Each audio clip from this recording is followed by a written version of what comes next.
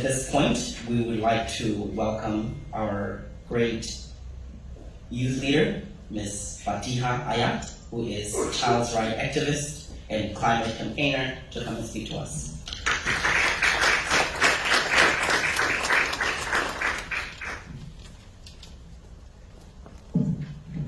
Thank you, Mr. John, for introducing me.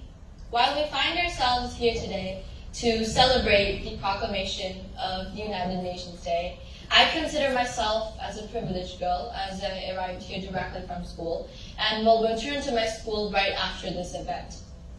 However, unlike me, thousands of girls around the world do not have the privilege to attend and go to their school today, and especially in the eastern coast of the Mediterranean Sea. They are facing a humanitarian crisis of epic proportions, one that should enrage the conscience of the world leaders present here today and the global citizens watching this call to action speech on social media. Dear ladies and gentlemen, this ongoing confrontation has taken a devastating toll on innocent women, children, and families. And let me be more precise and particular. This is not the time to assign the blame to one side or the other. Rather, this is the time to recognize the immense sufferings that this protracted conflict has inflicted upon those civilians who neither initiated it nor ignited it. We are witnessing a severely dense population living in a small, open-air prison for decades with restrictions on their freedom of movement, access to food, clean water, and even life-saving medical supplies. The scars left on them by multiple encounters since World War II are not just physical, but emotional and psychological as well.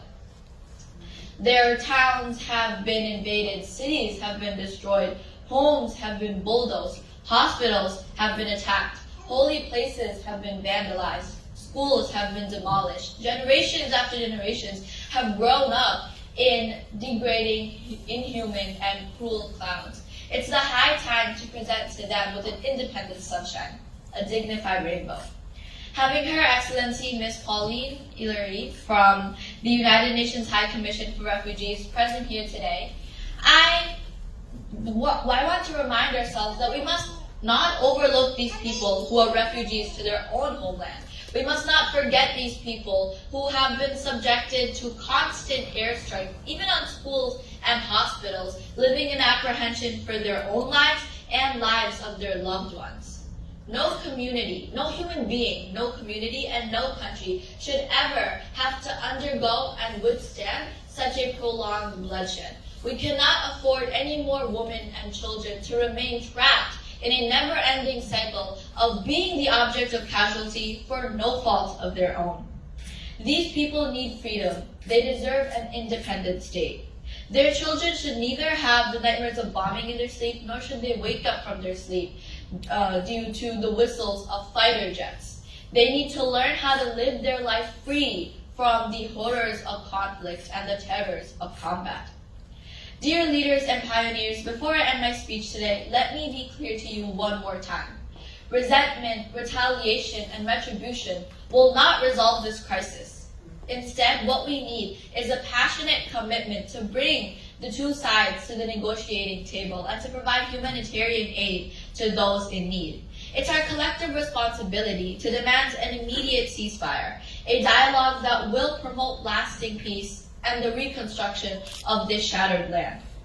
Let us channel our animosity, antipathy, and aversion into a constructive action for future peace and security. Let us demand accountability for those who perpetuate the Universal Declaration of Human Rights. Let's extend a hand of compassion and empathy to those innocent victims. Recognition from the United Nations as an independent country can only bring sustainable peace and enduring happiness to the inhabitants of this particular land.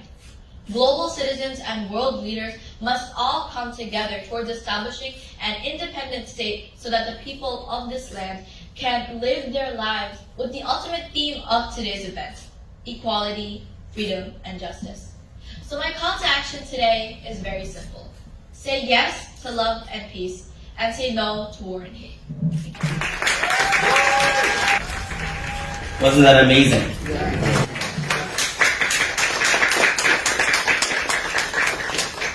What I picked from Fatiha was that final call to action, right? Help, peace, coming to the negotiation table. There's really no reason for us to be fighting when we are one. So thank you so much, Fatiha. We will cherish all that you have said. Thank you.